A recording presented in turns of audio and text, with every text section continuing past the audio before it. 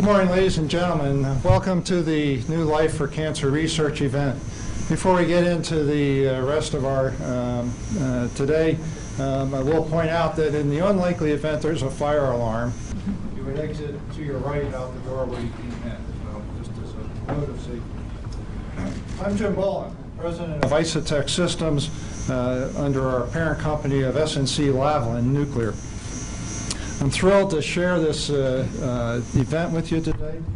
We're excited to tell you about the wonderful and innovative public-private partnership that's been put in place with the Department of Energy, TerraPower, and SNC-Lavalin.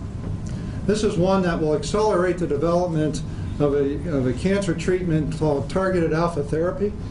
It'll accelerate the disposal of a nuclear legacy material, and this partnership will yield to the taxpayers a savings of on the order of $100 million to accelerate the disposal of the material. I'd first like to acknowledge and thank our event speakers for being here today. Senator Marsha Blackburn, Congressman Chuck Fleischman, Deputy Undersecretary T.L. Cabbage, Mr. Sandy Taylor, the President of SNC-Lavalin Nuclear, and Mr. Chris Levesque, the President of TerraPower. I'd also like to thank other civic leaders, leadership from the contractors and from the DOE community that are with us today. Here in a city born of the Manhattan Project, today we share how an orphan nuclear material from the atomic age will help the treatment of future cancer patients. The end of World War II brought many great things and technologies. The atomic age was born at that time. The potential for nuclear power plants to generate cheap electricity and fuel the post-war growth was very promising. Yet our scientists worried that there's not a sufficient amount of natural uranium to fuel all these nuclear plants.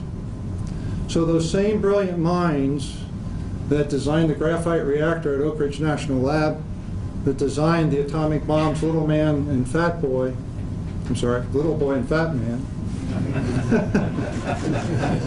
turned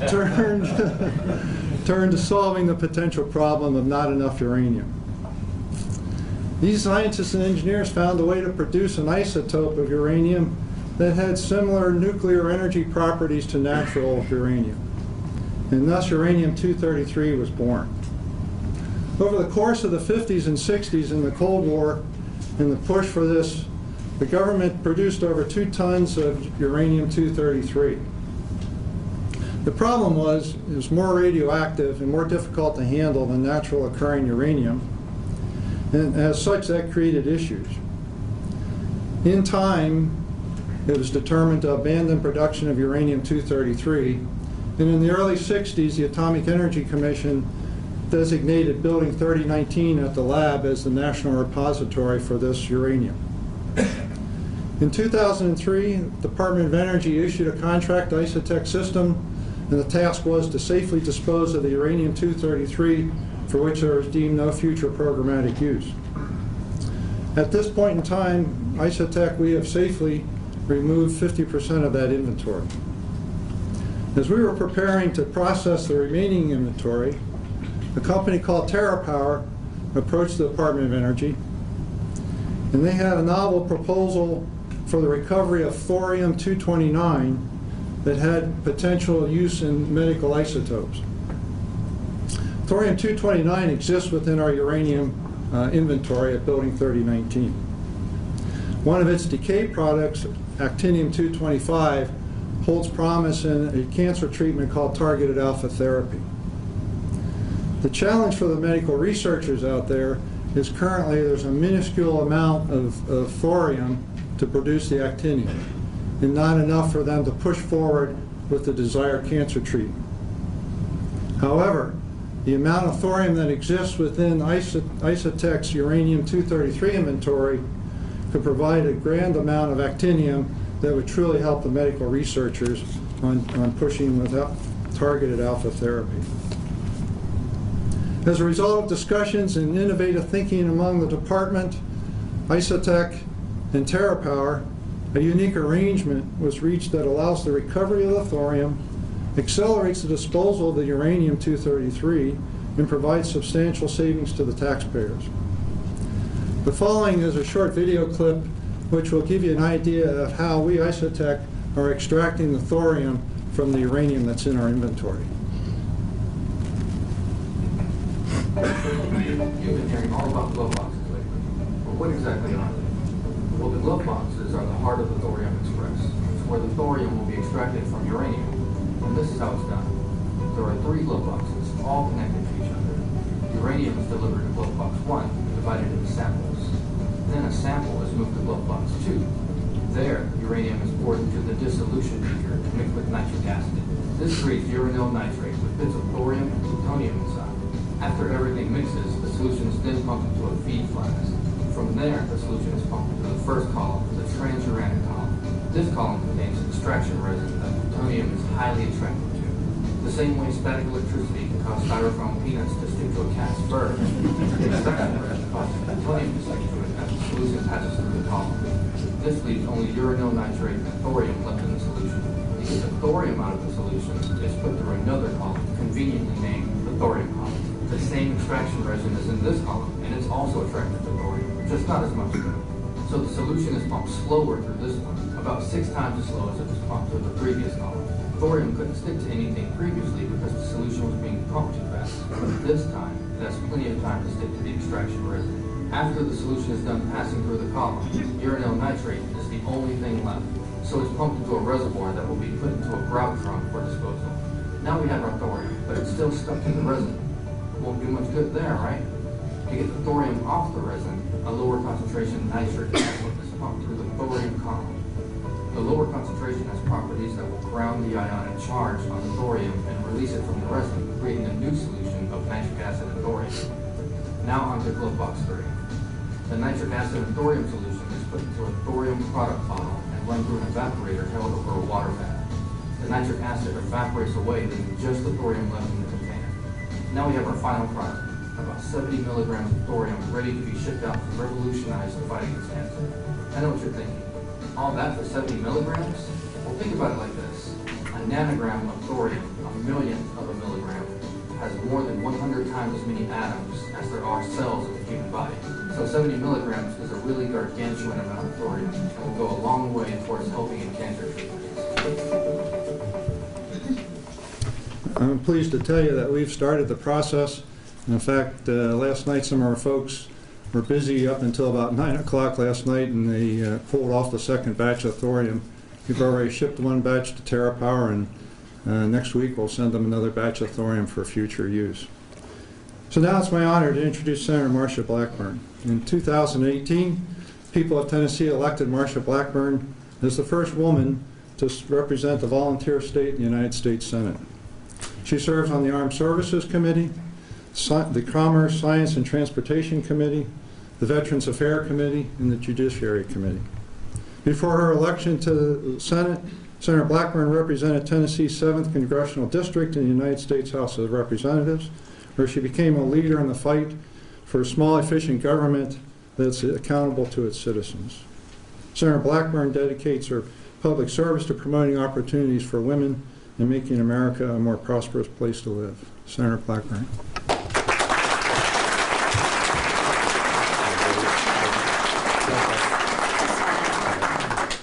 Thank you so much, and I am so pleased to be with you today, and what an exciting day this is.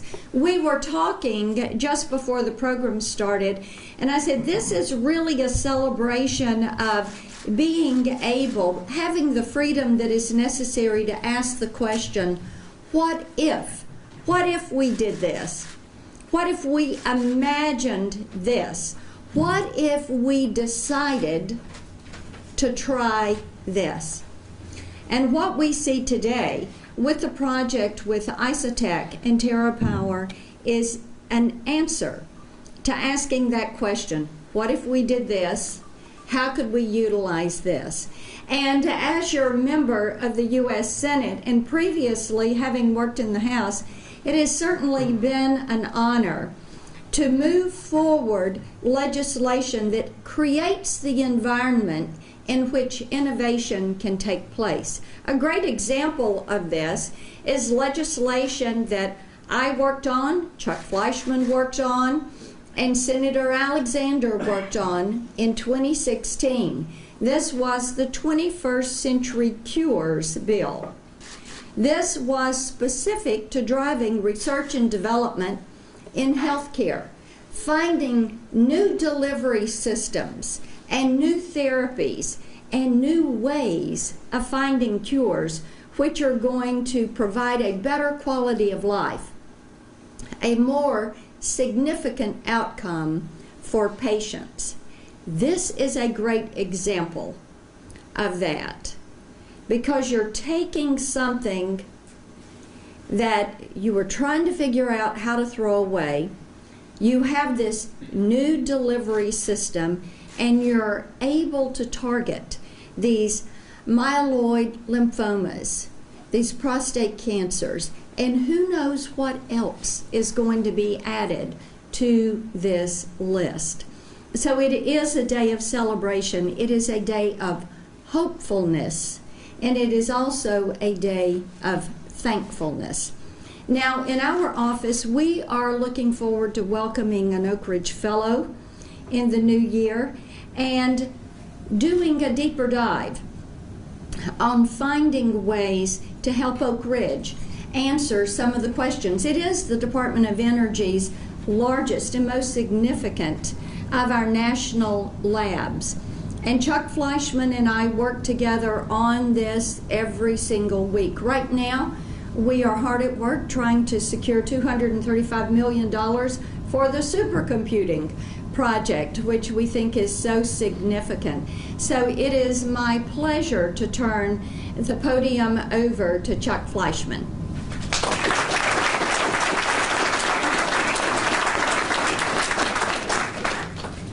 Senator Blackburn, thank you. It seems just like yesterday I was a freshman congressman walking around the halls of the Capitol, and Marsha Blackburn, then Congresswoman Blackburn, came up and actually gave me my very first tour of the Capitol. So I never forgot that day, and thank you for your leadership in the House, and especially now in the United States Senate.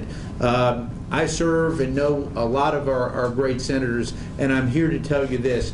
Marsha Blackburn has made an immediate impact on the United States Senate, and I thank you for serving our great state and our country. Thank you.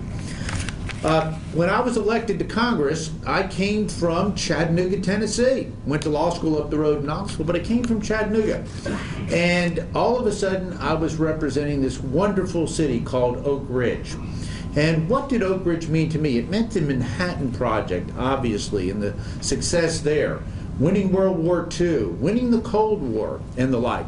But what I didn't know at that point in time was that we had the greatest and strongest national lab in the country. We had the Y-12 complex, which was so critically important to protecting our nation's nuclear arsenal. We're building the uranium processing facility, and yes, thanks to the people in this room, the uranium processing facility is being built right now and will be completed by 2025. That was on the bubble for a while, and Senator Blackburn worked with me to make sure when she was in the House at that point in time that this became a reality. But I think the thing that's nearest and dearest to my heart, and it's the thing that in a city where we are so divided right now, that we can find something called a legacy cleanup that we can all agree on. It is so critically important. In the House, I am the chairman of the Nuclear Cleanup Caucus. And I want you to understand today, or hear this message. When I took this caucus over, we eventually, unfortunately, in my view, lost control of the House. But the Democrats came to me and said, look, Chuck, we trust you. Ben Ray Lujan, who is my friend from New Mexico, said, I want you to retain this caucus. You're too passionate, you work too hard to clean up legacy sites all over the country. And we do that everywhere, but I do think in Oak Ridge, we do that a little bit better than anywhere else. But think about this. It took a lot of money to guard U-233. It was in a building that was being guarded at great cost to taxpayers. We had to keep it secure. It was a potentially dangerous substance. This story today about the U-233 and the thorium use coming from 233 is clearly something that the American people need to know about. This was a waste product now that is going to be used to treat people with cancer. But even as equally as important to that, it's going to save the American taxpayer $90 million. Those are dollars that we can use to continue to clean up the rest of the legacy sites right here in Oak Ridge.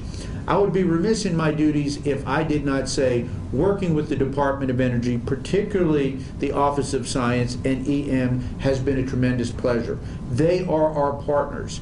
We fund, through the appropriations process, the cleanup here in Oak Ridge and around the country. But anytime I reached out to Rick Perry, and Dan Briette is going to be a great secretary, and we talk about EM, we come together, not as just Republicans and Democrats, but as Americans focused on getting it done. So without further ado, I want to bring up T.L. Covage, who's the Assistant Deputy to Paul DeBar on the Office of Science. T.L., thank you so much, and I appreciate your being here today.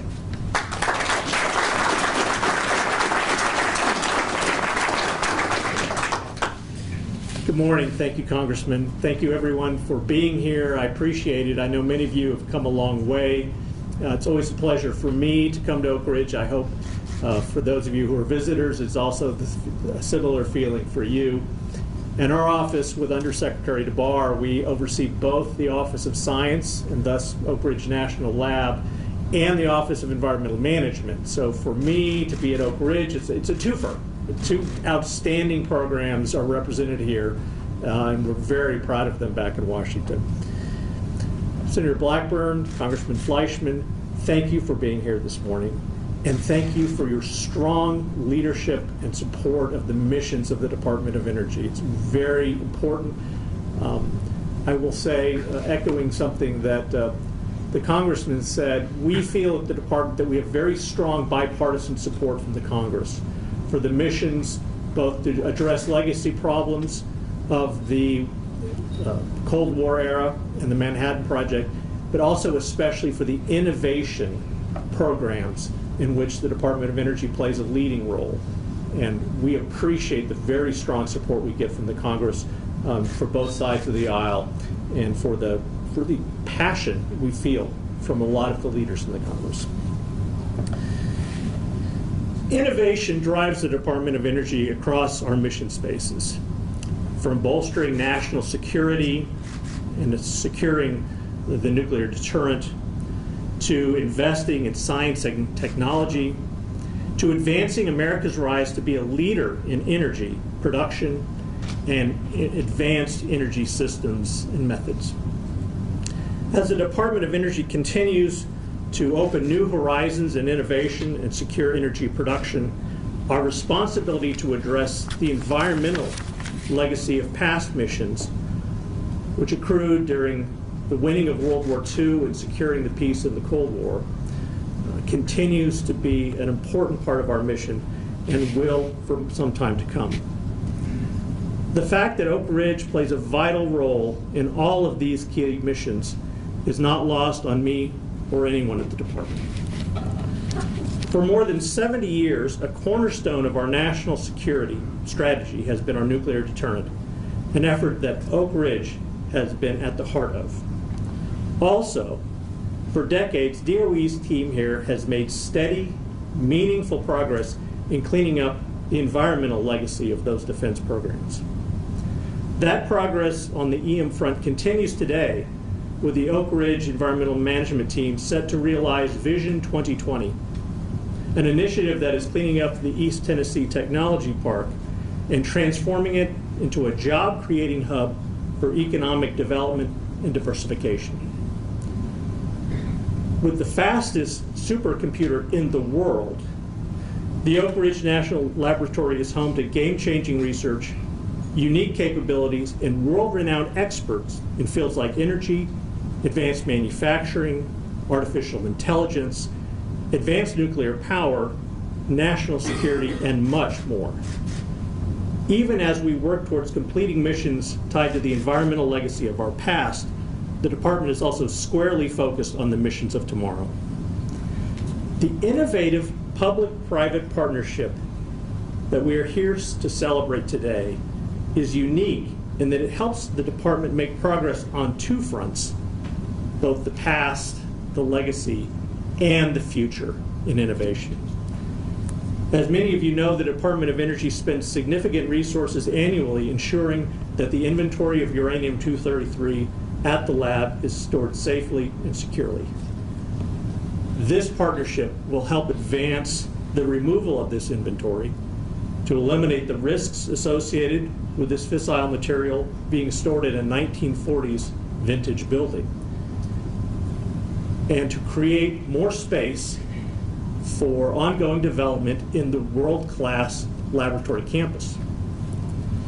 Through the innovation and planning of Isotek and TerraPower, this material will be beneficially reused before disposition.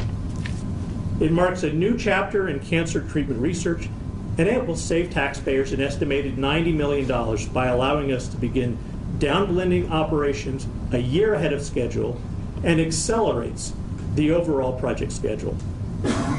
At the end of the day, this means the department is able to accelerate our mission of eliminating the inventory of fissile material at the lab while enabling next-generation cancer research, all at a cost savings to the American taxpayers.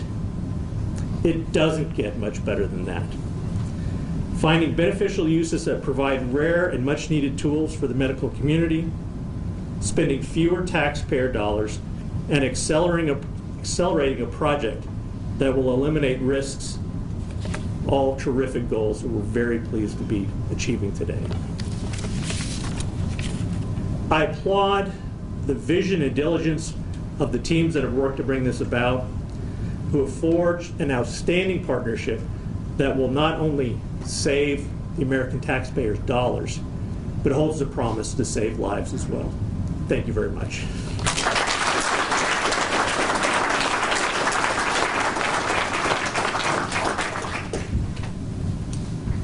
Thank you, T.L. Now it's my pleasure to introduce Mr. Sandy Taylor. Sandy is the president of SNC-Lavalin's nuclear global sector. It includes expertise across the entire nuclear life cycle, from reactor new build to decommissioning, as well as non-reactor power, nuclear powered solutions. Sandy?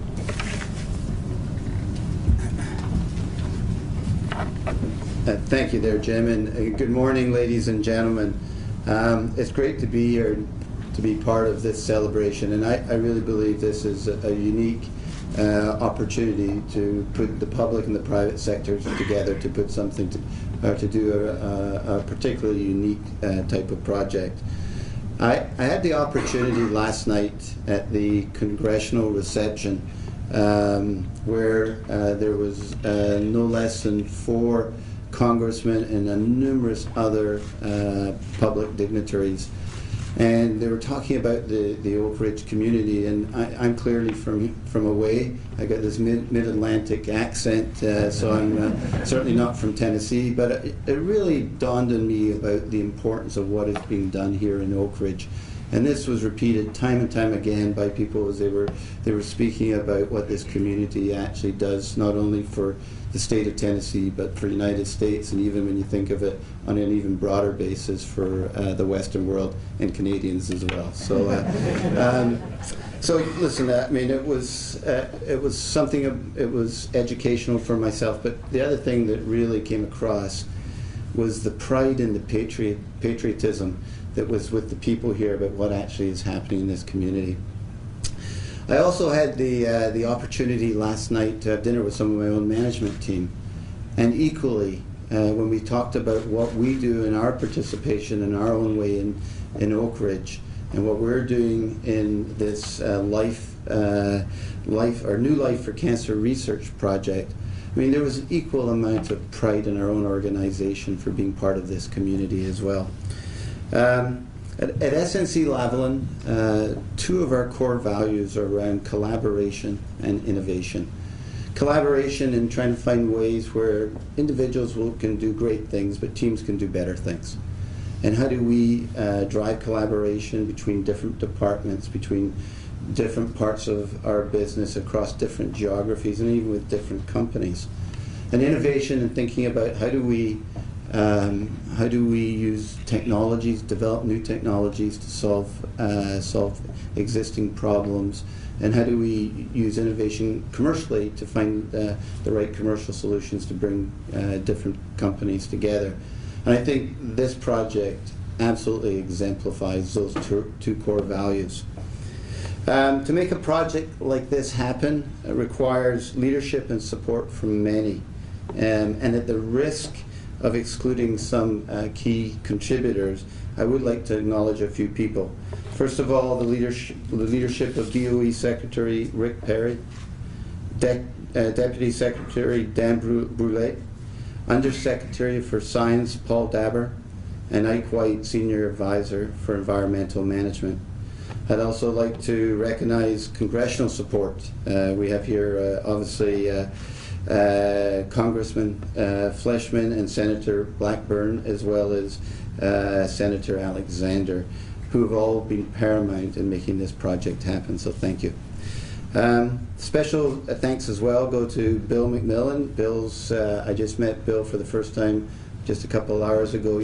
Bill's going to retire shortly. You can tell Bill if he's got this permanent smile on his face. Yeah, and right here in the front.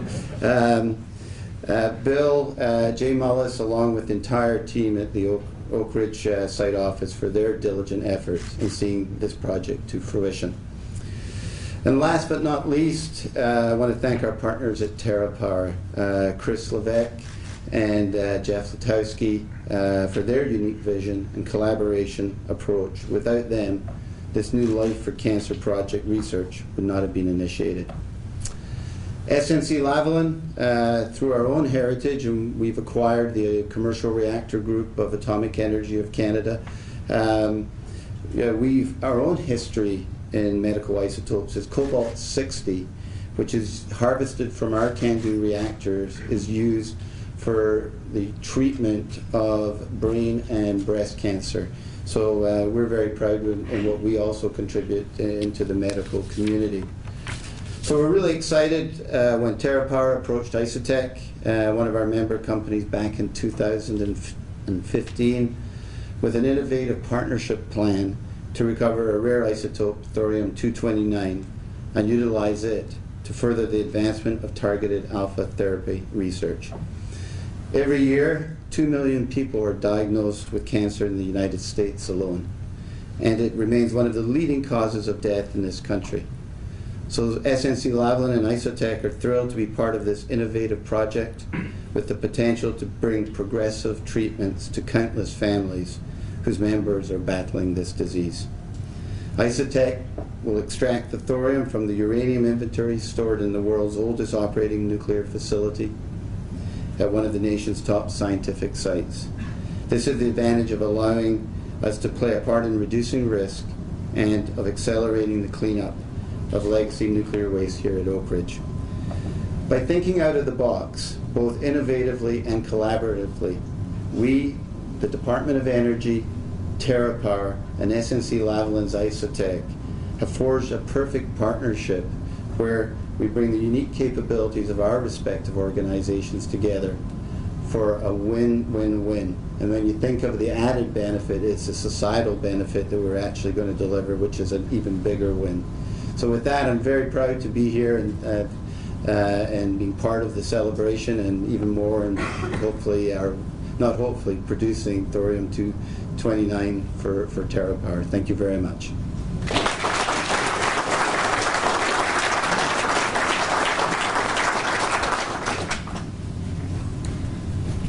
Now I'd like to introduce Mr. Chris Levesque of TerraPower. He's the Chief Executive Officer of a company pursuing innovative solutions in nuclear power and medical isotope technology.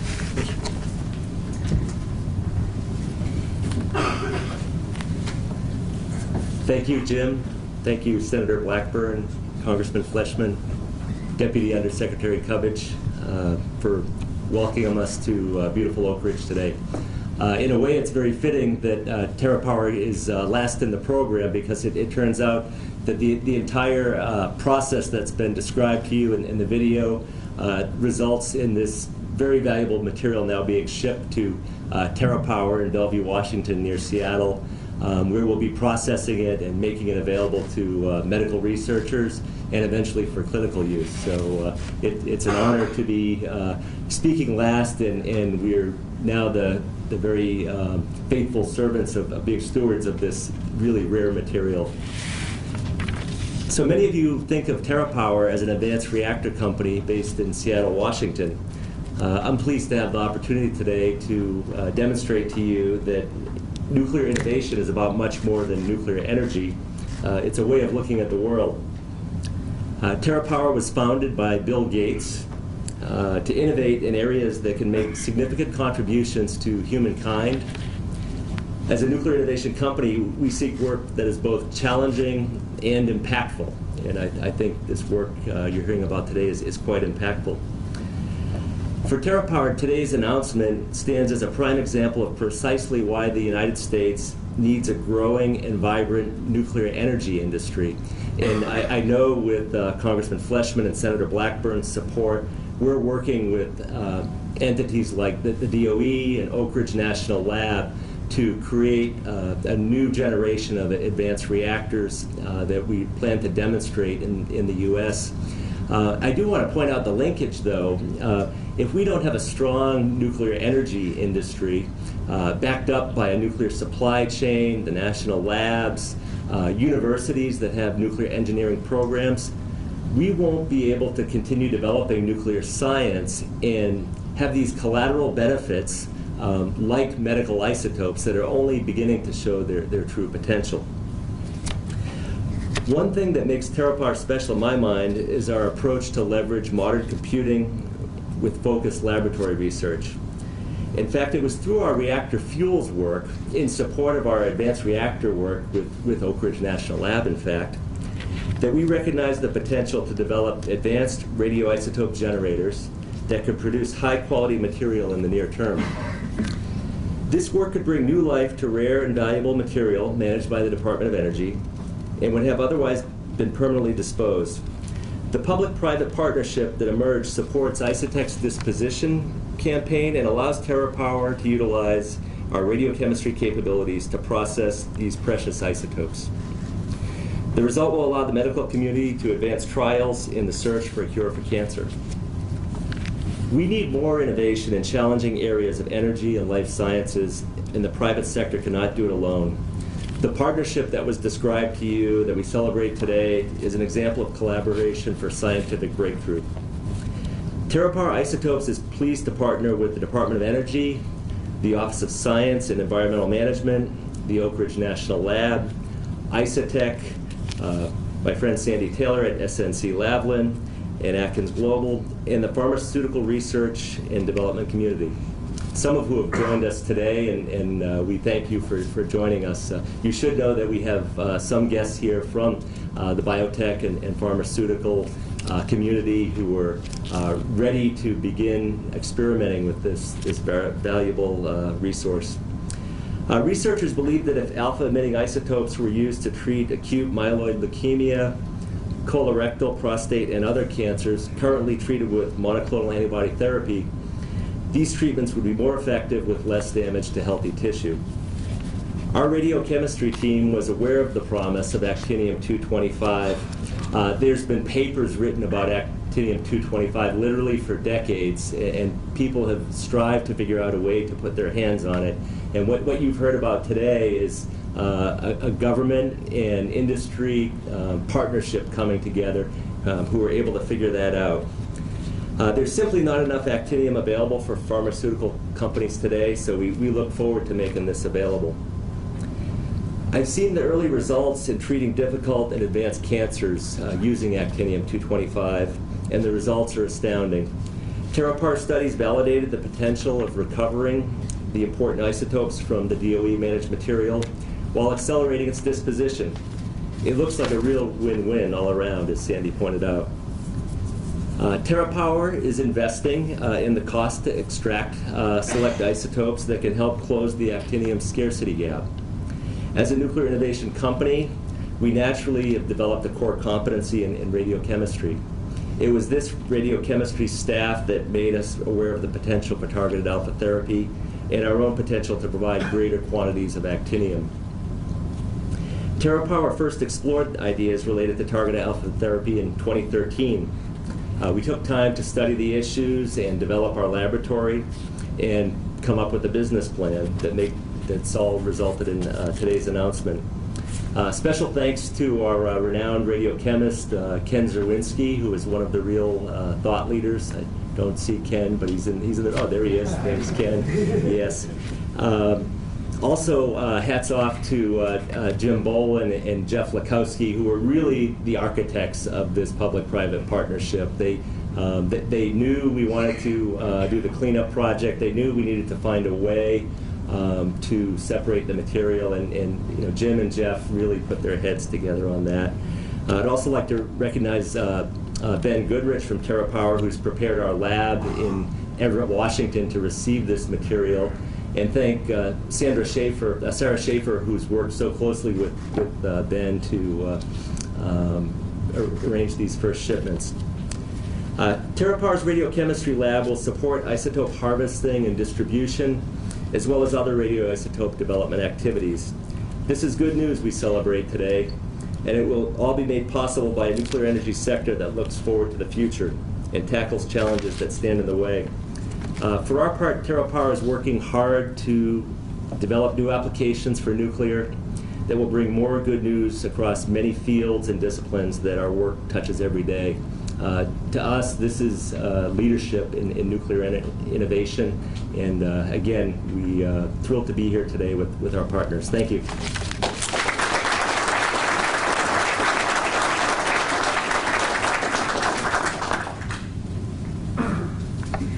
Thank you, Chris.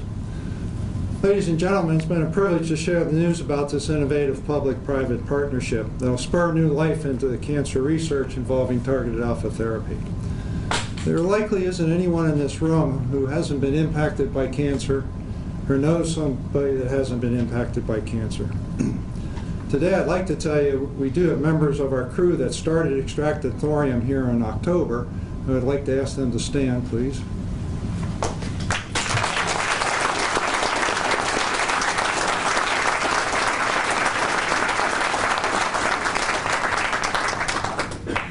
These men and women represent the 185 men and women at Isotek that consider it an honor and a privilege to make a difference in the fight against cancer. In closing, I'd like to share the following that motivates us. For the generations who follow us, the material things we work for now will not matter. But because we worked at Isotek to provide medical isotopes to those generations, the future will be brighter for all who fight cancer. I'd like to thank two local businesses that have supported this event, R&R Properties and Hot Bagel Company. We invite you to join us for some refreshments that are being served in the cafe down at the end of the hallway, and please feel free to take the Fight Cancer items that we have in the back and the information. Thank you for attending our celebration.